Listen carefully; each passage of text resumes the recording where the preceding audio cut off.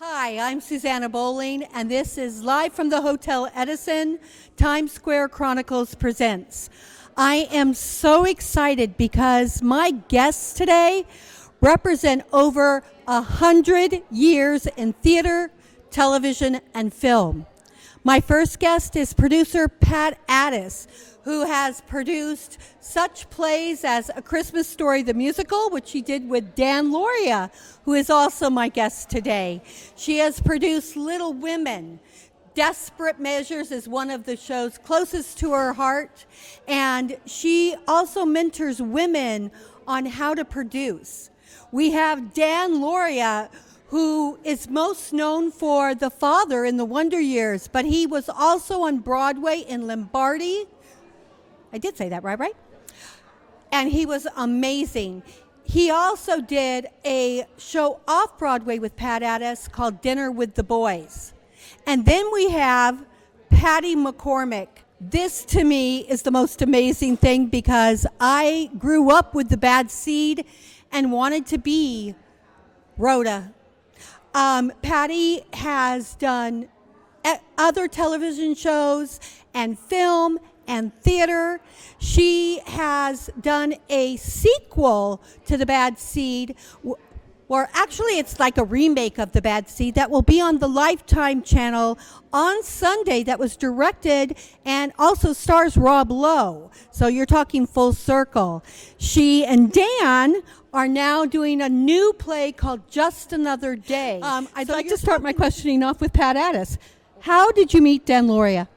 I met him on A Christmas Story, and he was the favorite of all the children. I think it was because he gave them all candy, but I'm not sure. Anyway, he's a wonderful person, and we've stayed friends all this time. I just am very grateful to have him in my friendship ring. Dan and Patty, I want to ask this question to you both. You both are known for doing iconic roles. How do you live past being so well known from something? Well, I don't think you ever do. Yeah. I think that there are always fans for I don't understand it, but the movie is so old. But there are always people who remember The Bad Seed. And so it's always surprising to me when they recognize me from that, because it's been a while. I was a child. So anyway. But I'm grateful. Thank you. You were also Ruthless. Ruthless is the musical version of The Bad Seed. Yes. Did you ever see that? I saw several takes on The Bad Seed. I saw an all-male cast. I saw a lot of men with braids. I was in the Castro Theater. It was great. And we celebrated Rhoda and all the characters. So I've seen so many interesting versions of The Bad Seed that, but I don't think I actually saw Ruthless. I missed that. I did. One of my friends, Joan Ryan, played the mother in it in L.A., so I know the show pretty well. It had to be fun. It had to be a fun show. It was. Yeah. Dan, same question. Well, no actor likes to hang his hat on one hook, but if you have to hang, the Wonder Years pretty effective and pretty intelligent hook, and I don't mind. I kind of like it. It shows you what television could have been. But I wanted to say something about Pat. Pat, of all of Broadway, I know a lot of people who invest in Broadway and try to help play. Pat's one of the few who actually goes out and invests in regional theaters and try. We actually met at New Jersey Rep, where she's on the board. So Pat is one of those real theater persons. She goes out and plants the seeds for what we end up reaping later on in New York. So. Now, you did Dinner with the Boys with Pat. Yes. You're also a writer as well as an actor. Can you talk a little bit about that? Well, I have an advantage. I'm an actor who writes, not a writer who acts. And the big advantage is I'm allowed to like other things people write, and I listen to the actors in rehearsal. I don't write with a chisel and a stone. I change and I rewrite a lot. So in Dinner with the Boys, the first time we read it in L.A., we read it with Charles Durning and Dom DeLuise, Peter Falk, and Jack Klugman. And at one point, Dom DeLuise said the funniest thing in the world, and Charlie started laughing, and he looked at the audience and said, "It doesn't say that here." And I was in the wing, and I said, "It does now." And it stayed in the script. So there's an advantage of being an actor who writes, I feel, than being a writer who acts. I like changes. Also, the fact that you wrote the play we're doing. Oh yeah, but I wrote it. You forgot to mention. Oh no, we're going to talk about. We're going to talk about Just Another Day. Let's get into that now. Actually, I told you, organic. Dan, you got to be more PR. Please tell where the show is playing, where they can see it, how they can buy tickets. Come on now.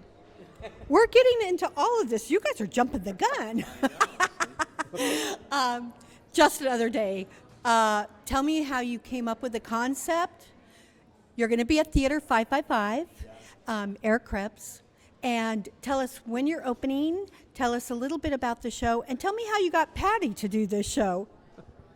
I got Patty. Drugs. I just, No, the play was written a while ago. I was trying to write something that regional theaters can do in a simple manner. You can actually do this play like Love Letters. You could sit there, and we got a lot of names that are right now trying to read it to raise money for charities. Joe Montaigne and Gene Smart and J.K. Simmons. There's a lot of great people. But the play is basically, it's about two old comedy writers who have dementia, and every day they meet on a bench, they write comedy, and they fall in love. And the idea of the play is that regardless what happens in life, the creative spirit never dies. It's still in us. And we got rave reviews from Albany, where we did it at Shadowland Stages, where Patty did it. And then I did it in the Berkshires with Jody Long, and we got a rave review from the Boston Globe. So we're going to try it here. So it's we did it the old-fashioned way. We tried it out of town. Now we're bringing it in, But it's I don't want to say it's an uplifting play about dementia, but it does. I think the nicest comment, forget the reviews, the nicest or most interesting comment was after a reading, a lady in her 40s stood up and said, "I'm going through this with my mother right now. Thank you for not making them stupid." And that got to me. So that's really what it's about. But we open next week for previews on May 3rd. The official opening will be May 12th. And we're at Theater 555, which is 555 West 42nd Street. It's an off-Broadway play. Off-Broadway, when I'm so old, I remember with Joe Papp when off-Broadway really meant something, and we're trying to revive it, I tend to think that off-Broadway right now says more because they're trying to reach so many niches and so many in the box with Broadway that, in a strange way, Broadway, I think, has lost its mind. But, Patty, how did you get involved? Well, actually, it was a sort of strange series of events because originally, at Shadowland Theater up in Ellenville, love Ellenville, by the way. I helped out. I helped out basically because the actress who was doing it had to leave, and it was short notice, and so I was on script. I was holding the script. And got rave reviews. I got pretty good with holding the script. It's true, and and moving and talking. But anyway, so it began that way, and then the woman who was doing it, Jody Long, originally couldn't do that gig, so she wound up doing the second leg because she was involved with Screen Actors Guild, and that's when the strike was going on. It was complicated. So what happened is Jody then did the Berkshires. Yeah. And then when it came time for this production to happen, Jody had a successful release of a film, and a lot of work was coming her way, and I had, broken the ice with the project originally, so Dan said, you want to go ahead and start learning it. And I have to say, it took a long time to learn this part. So Not you'll an easy no, so you'll be very impressed, and you'll learn a lot of new words. But we're having a lot of fun, and hope people come. That's the wish, I think it's really interesting that you held the script because you had dementia. It makes total sense. It kind of does in a way, doesn't it?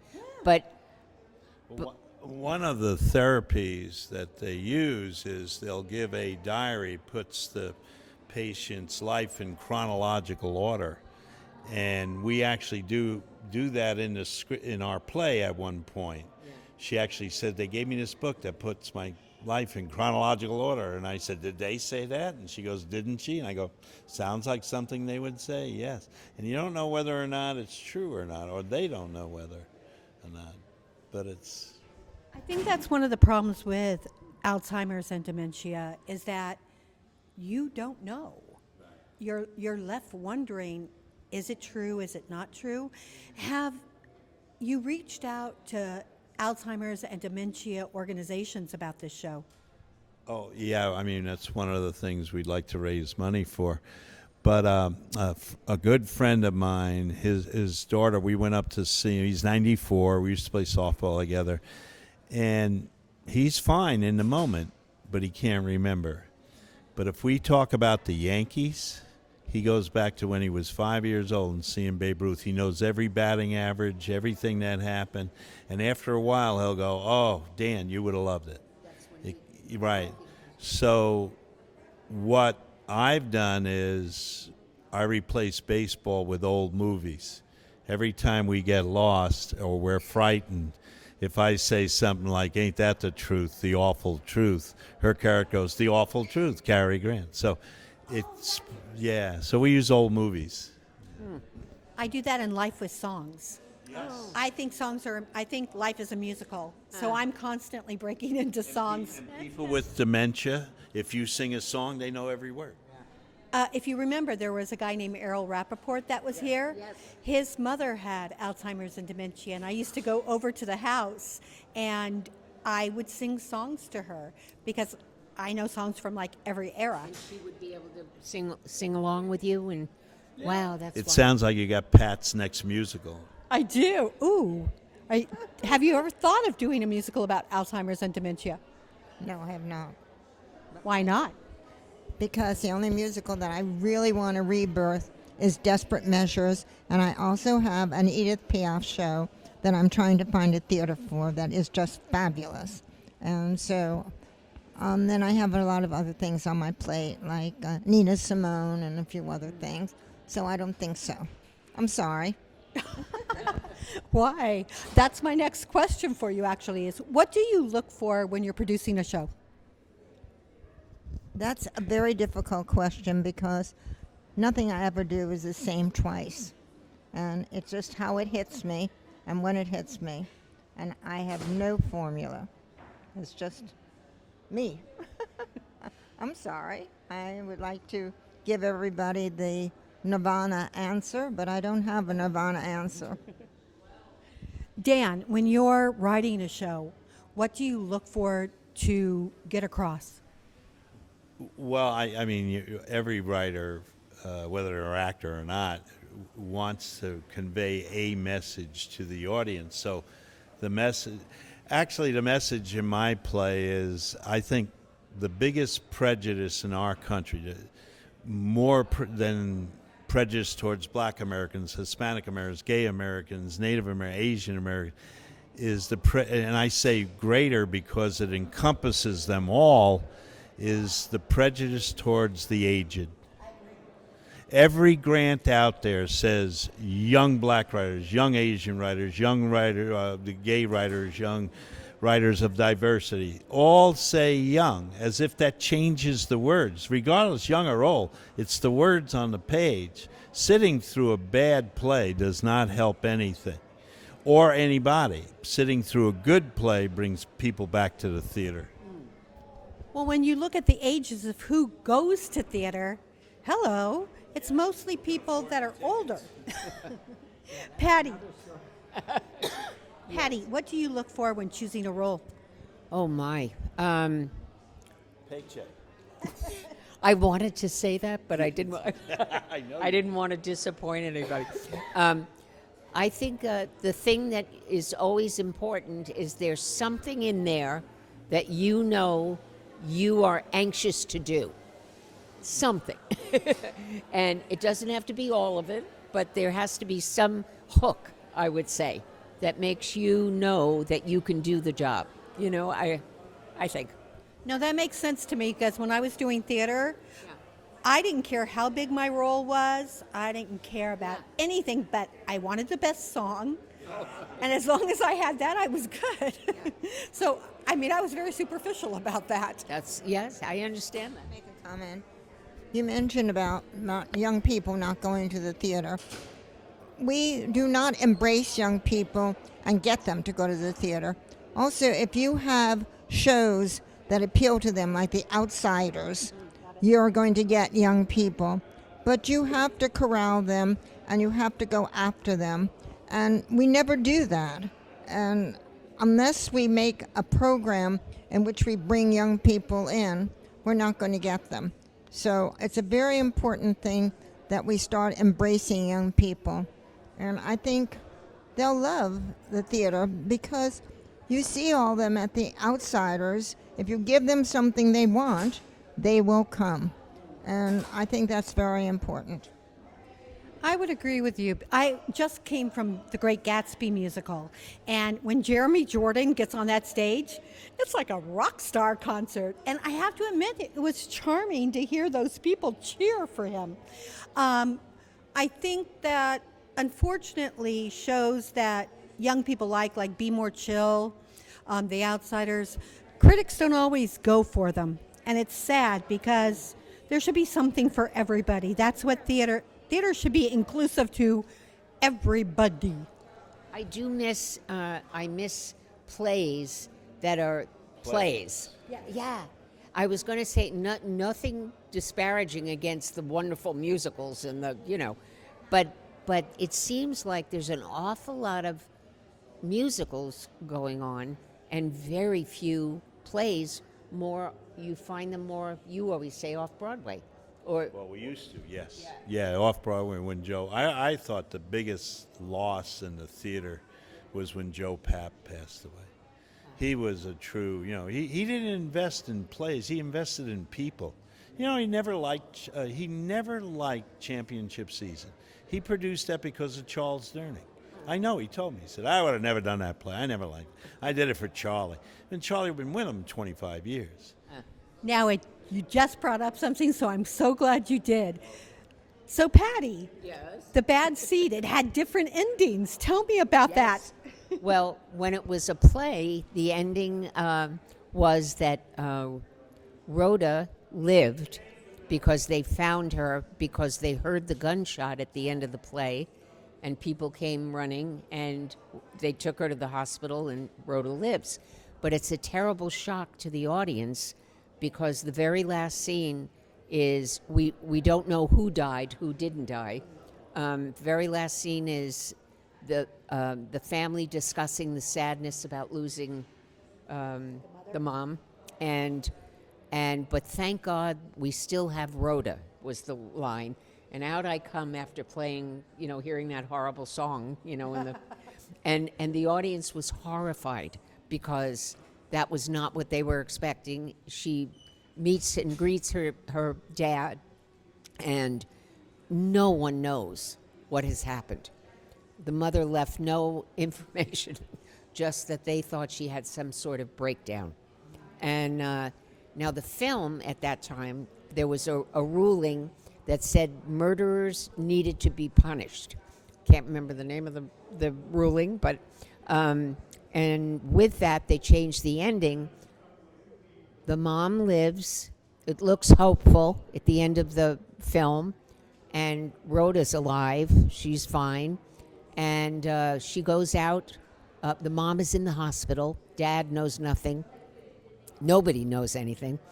And she winds up in the middle of the night going to the wharf where she is obsessed with getting the medal that fell in the water when Claude Daigle drowned. That's, I think.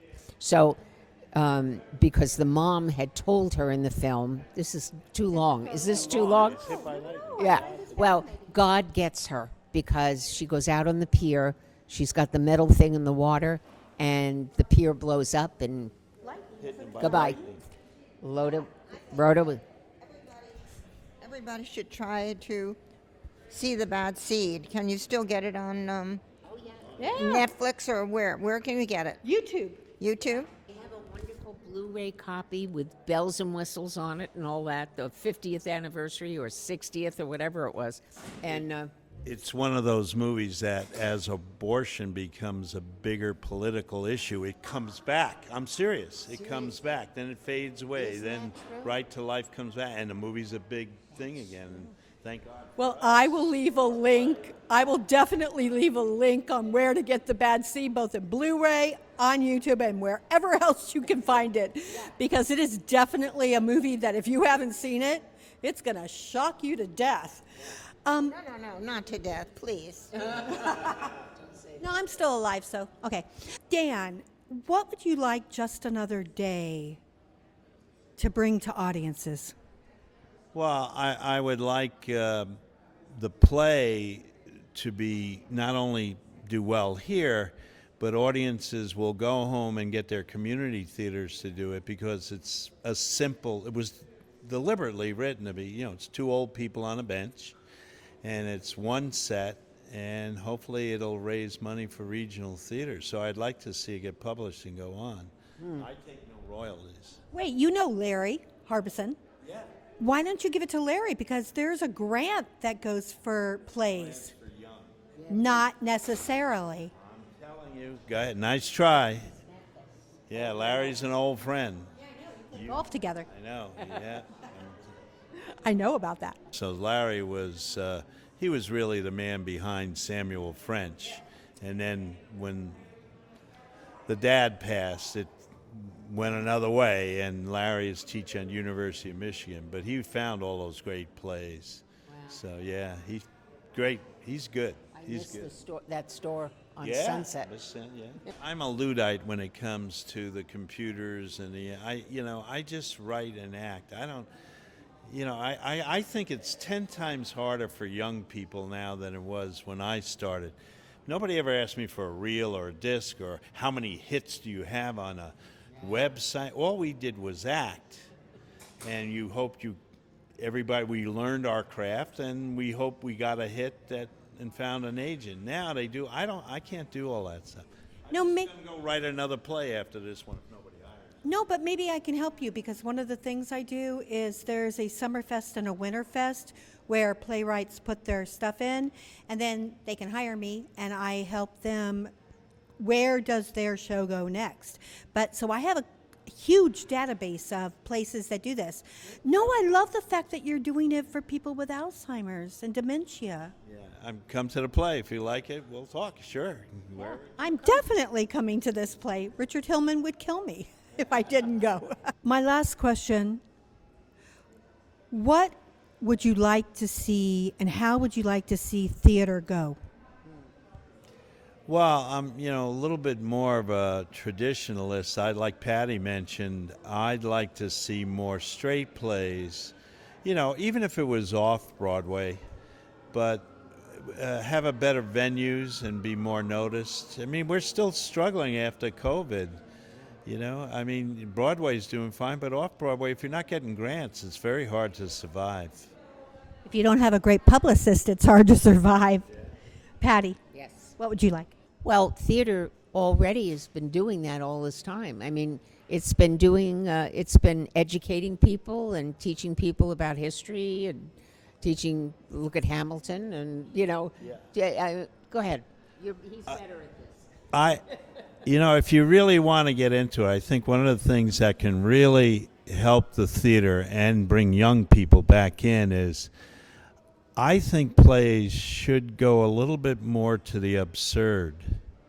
I mean, the big advantage the young writer has over Ionesco or Beckett or Pirandello is they all wrote when plays were 3 hours long and every plot point had to be said 3 times. So we can write plays that are a little out there, but not that you can see them on television. You can't see them in movies, or they're plays because they're plays. I'd like to see that come back. And kids are used to things that are off, a little strange, a little off. Even little babies, the cartoons are wild, and the names you can't remember, and But isn't it true? Yes. But I have a feeling that the difference too is that it's a way for you to see something all at once, which is really nice. Live.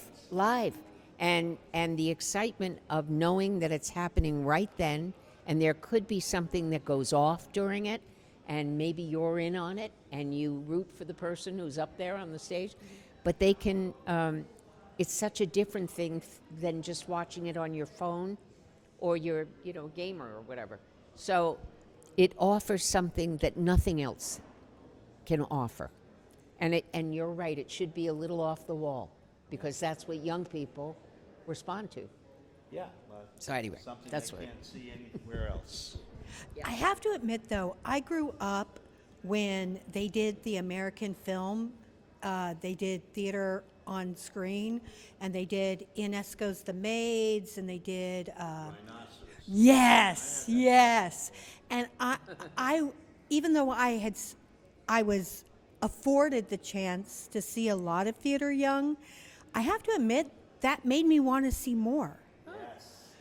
Because I wanted to see that live. Round and Round in the Garden was in it. Characters in search of a writer, an author.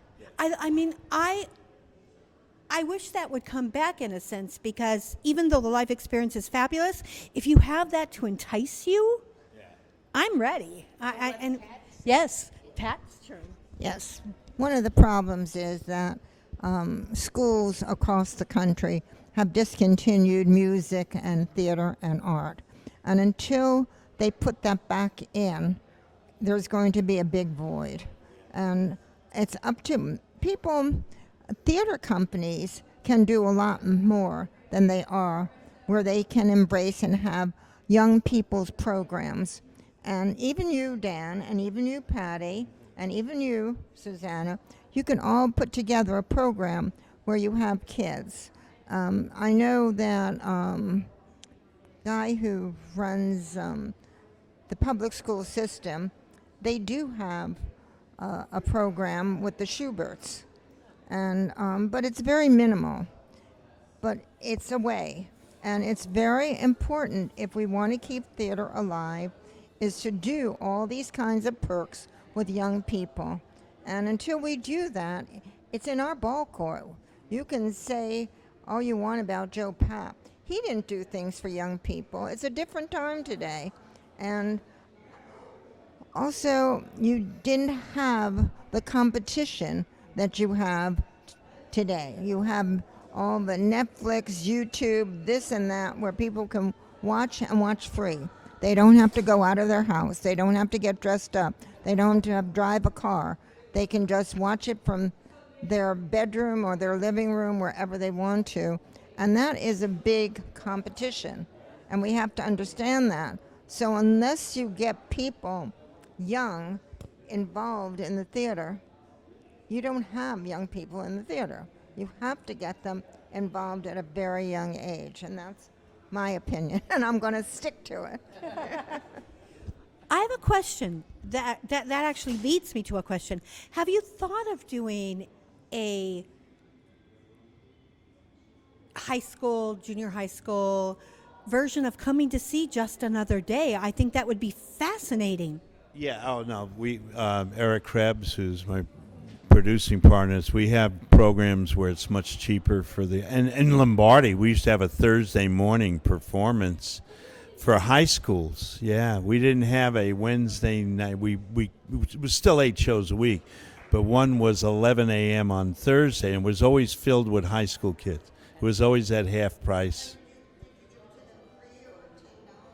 It was I think it was like $20 a ticket at that time, which wasn't the cheapest, but it was cheap compared to the regular price, because we had to take in the renting of the buses and all that. So it probably cost them about $30 a ticket, but it was better than $100 to come in. And a lot of coaches, we would raise money for the coaches to bring in teams, and then we would have a Q&A after with some athlete that was there and with the key. Yeah, it was fun. Lombardi was a show that embraced young, particularly boys. I mean, you had a built-in audience with Lombardi. We extended it to the high schools, and that's what, yeah. But I think all the I know Hamilton, Lynn, and Tommy, they always have that raffle for the first row. That's still going on. They try, but it's expensive. And I don't know. I really think we're pricing ourselves out, and with this new driving regulation, point is going to hurt theater. The only upside I see is not for New Yorkers. It might be for regional theaters, because people aren't going to come in. And if the regional theaters stop doing Kiss Me Kate 9 million times and start expanding into new plays, it might end up being beneficial in that aspect, but I don't think it's going to help any New Yorkers. I pray I'm wrong, but I don't think it's going to help. Well, what about even the pizza places and the restaurants and Exactly. people that make a night of driving in and having dinner? It's going to hurt a lot of business in New York. So tell me again when your play is playing. Okay, we're at the official opening is May 12th. We're running previews to then, and we're doing 6 shows a week: Wednesday, Saturday, and Sunday at 2, and Thursday, Friday, and Saturday at 7. So hopefully we'll have to do 7 shows if enough people come. Yes. I am so excited that my guests have been here with me today. Next week, we are having Jaime Lozano, Florenzia Crisana, and Maurizio Martinez, and we are celebrating Cinco de Mayo. I'd like to thank, with all my heart, Magda Katz on video, Ramel Gopez, and the Hotel Edison for giving us this space to do this. And thank you all for being with us. This has been live from the Hotel Edison, Times Square Chronicles presents. Thank you.